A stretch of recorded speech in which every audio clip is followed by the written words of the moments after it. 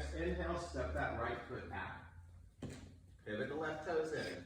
Feet are parallel, hands to the hips. Inhale, extend that chest. Roll those shoulders back, squeeze those elbows in. Exhale, fold with a straightened back. Once down, hands come to the ground, fingers at least in line with the toes. Top of the head to the ground. Squeeze those elbows in. Smile that pretty face. Rise up. Beautiful job, beautiful job. Toes pointing towards the ceiling. Elbows squeeze in, push hard into those palms. Little to no weight in the top of the head, amazingly, right? Smile. That looks like a frown because you're upside down. So frown, so it's, okay, good. Open those legs out a little bit wide. Try to hold that tight, a little bit lower. A little bit lower. Engage those cores. One more breath. Lower down with control.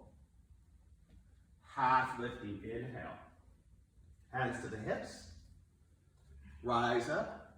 Pivot your left toes in. Good job, yay.